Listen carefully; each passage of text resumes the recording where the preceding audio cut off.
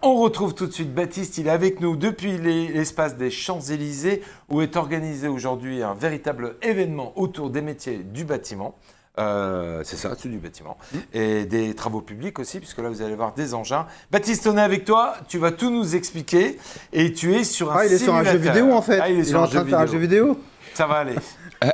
Alors malheureusement Fred, j'ai pas de truelle avec moi, c'est pas un simulateur de truelle, c'est un simulateur avec d'une tractopelle et je suis avec Marine qui est la responsable communication de la Fédération des Hauts-de-France des travaux publics. Marine, bonjour.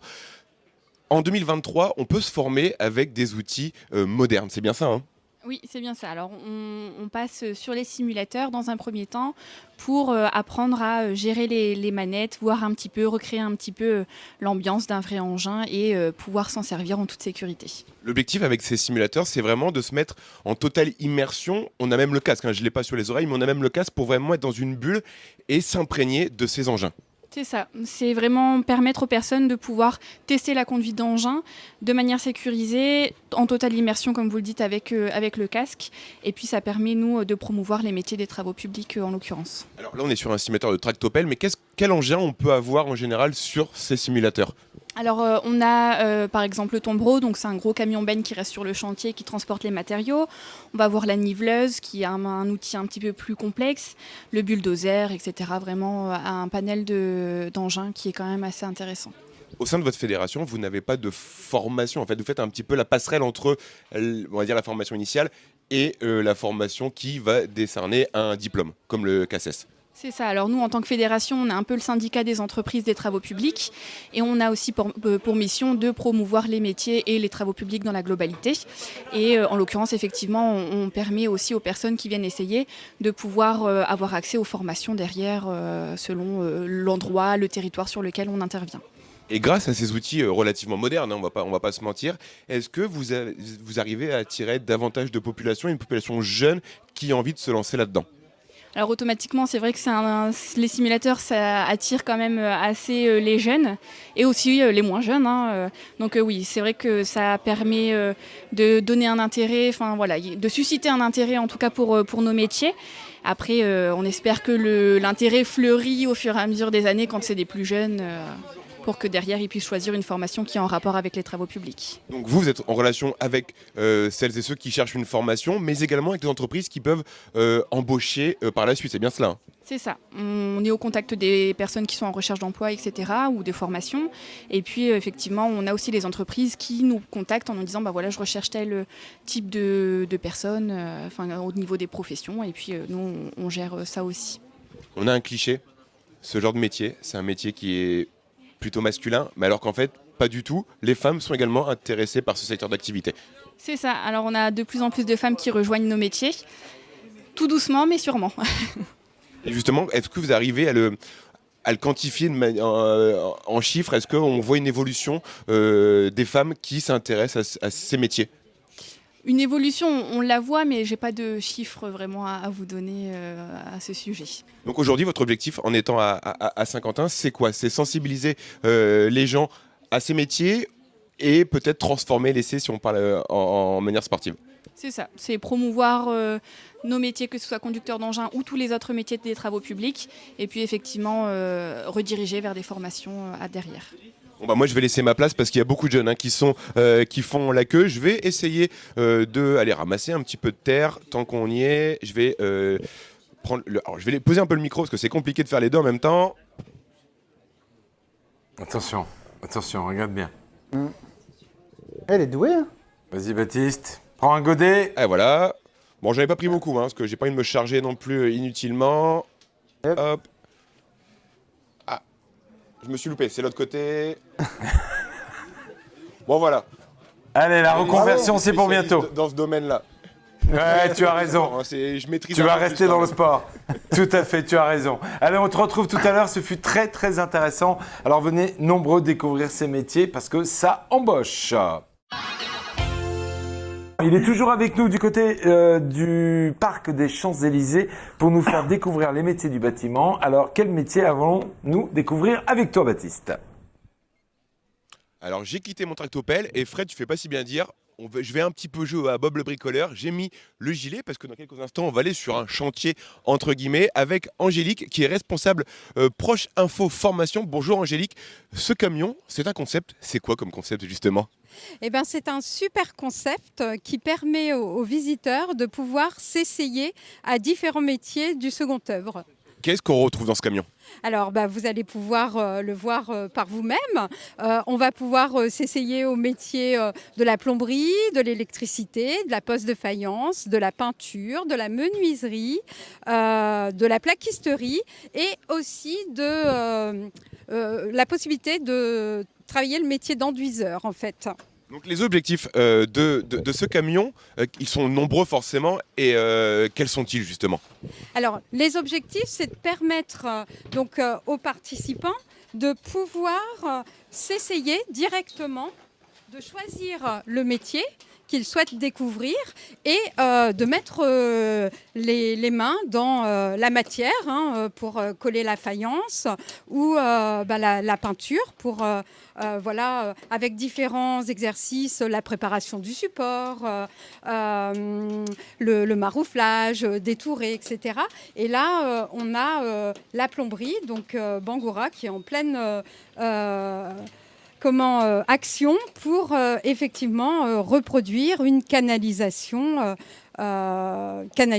qu'on peut tout à fait retrouver à la maison pour bricoler. Le concept de ce Practi-Truck, en fait, c'est on part du principe où tout le monde est bricoleur à la maison, mais on ne se projette pas forcément dans des métiers du bâtiment.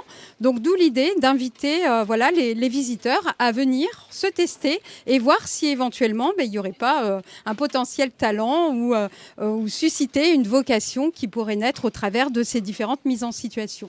Et forcément, on préfère la pratique à la théorie, ouvrir les cahiers, on préfère mettre les mains entre guillemets dans le cambouis.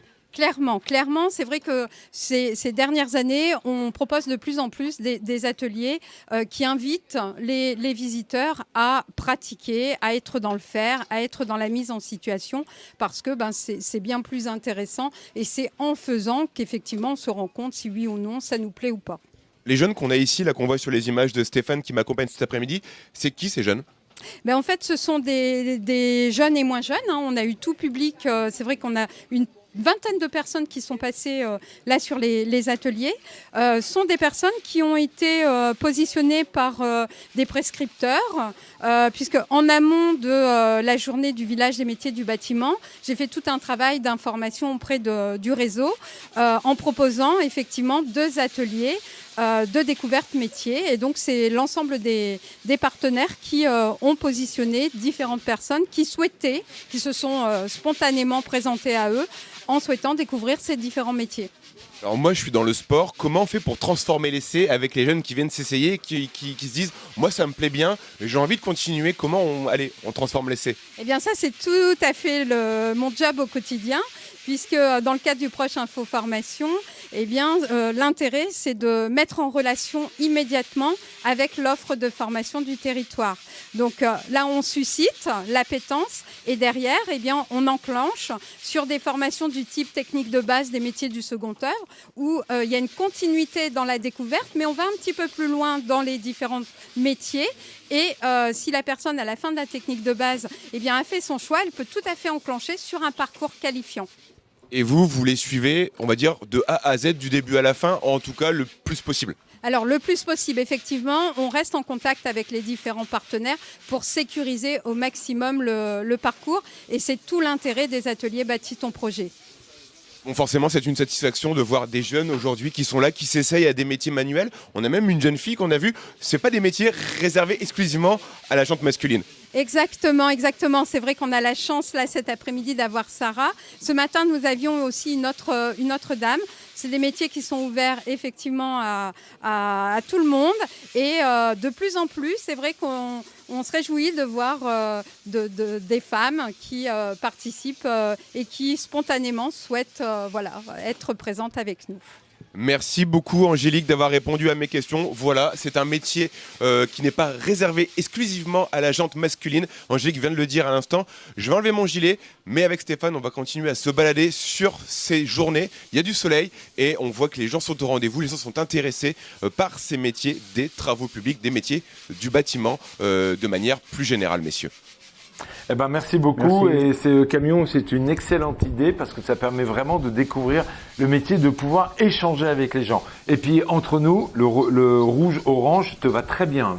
Magnifique, Baptiste. Donc, pas besoin de Merci changer. beaucoup. Super. Et si t'es jaloux, je t'en ramène un. Il n'y a pas de problème. Ah bah oui, tu peux m'en ramener. Il va le faire. On va retrouver Baptiste pour la dernière. Il est en train de nous construire un mur. Alors, on va voir où il en est. Baptiste, on est... Ouais, Baptiste. Ouais. Baptiste, on est avec toi. On est curieux de voir ce qui se passe. Ah il est non, où, ce il mur construit pas de mur. Ah, alors, Bertrand, on en reparlera dans quelques minutes. Peut-être que je vais en construire un, du moins une petite partie. Mais je suis avec Bruno, qui est formateur au sein du Greta dans l'établissement Collard Noël. Bonjour Bruno. Qu'est-ce qu'on voit, qu'est-ce qu'on peut faire ici aujourd'hui? On voit qu'il y a tout un cheminement dans ces métiers du bâtiment. Alors bonjour, donc là je me présente Bruno de Collard Noël de Saint-Quentin, je suis formateur en bâtiment. Donc là on propose une chaîne complète on va dire d'une maison. Donc là vous avez au poste à droite l'implantation, le ferraillage. Ensuite vous avez les postes ici de coffrage bois poteau traditionnel, coffrage par préfabriqué, la maçonnerie de parpaing ici. Ensuite, ici, vous avez des postes de couverture pour décoration de murs de maison. L'atelier poste de briques avec les chapes. Et là-bas, autour de la maison, vous avez les canalisations avec les caniveaux qui se posent tout le tour. Là, on a une petite démonstration sur un carré. Donc là, vous avez tous des stagiaires qui sont en CAP maçonnerie et construction béton armé. Ils vont passer leur diplôme fin juillet. Et après, j'espère pour eux, en emploi. Donc quelque part, si je passe ici aujourd'hui, je rentre chez moi et je peux refaire une nouvelle maison. C'est un peu ça, si je schématise en gros. En gros, oui. On a les bases, les départs. Voilà, on a l'implantation, le ferraillage, le coffrage, la maçonnerie et la déco, plus l'assainissement au toit. Comment on fait pour attirer des jeunes dans ces métiers manuels? Donc grâce à ce forum, c'est la deuxième année qu'on présente un forum du métier du bâtiment. Et ensuite, comme je vous étais en train de vous expliquer, au lycée, on fait des portes ouvertes et en même temps de l'initiation, des découvertes de 3 mois, voire 2 jours pour leur conforter dans leur projet. Et ensuite, ils partiront sur un diplôme. Alors aujourd'hui, ça vous permet peut-être de trouver de nouveaux candidats, mais également de faire la jonction avec des entreprises. Exactement, je prends la jonction avec les entreprises déjà pour voir le salarié, le type de salarié qu'ils ont besoin. Dans quel domaine? Comme là, j'ai pris contact avec une entreprise qui ont besoin du domaine de la canalisation et la maçonnerie en même temps. Donc ce genre de stagiaire, je peux le proposer. Ils vont faire une période de stage et après, si besoin, ils vont avoir un contrat derrière.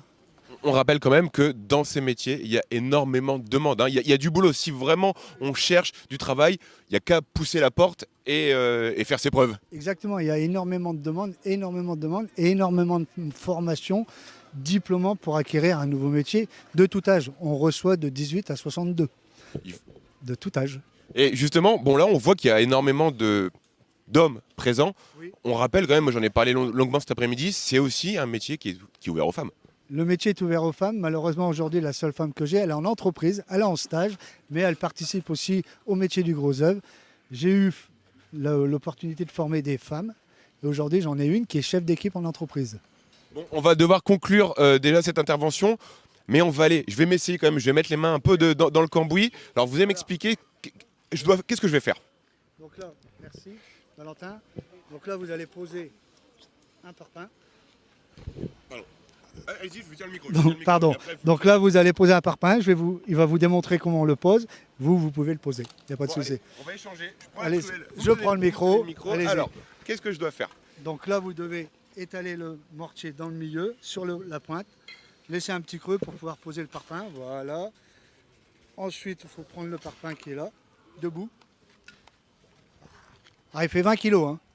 Là, ça va, c'est léger. Là, vous le mettez à l'envers. Voilà. C'est pour voir si vous suiviez. Allez-y. Hop. Et là, vous devez l'aligner, le croiser. Et après, il y a un réglage à faire. Voilà. On prend la massette, le niveau et on règle. Alors, le niveau. Il faut que la bulle soit entre les deux traits. Vous tapez. Allez. Pas avec la main. Voilà, allez-y. Par là. Ici. Allez-y. Merveilleux. Encore Alors, un petit Steph, coup. mets bien l'objectif. Encore, On est... encore un petit coup là. Voilà, je suis à la perfection. Et ben voilà. Super. Et ben super, merci beaucoup. Merci à vous. Bertrand, Fred, si vous avez besoin d'un coup de main chez vous, je suis dispo. Le dimanche simplement, mais je suis dispo. Merci en tout cas, Bruno. Merci à vous. Eh ben bravo Baptiste, défi relevé.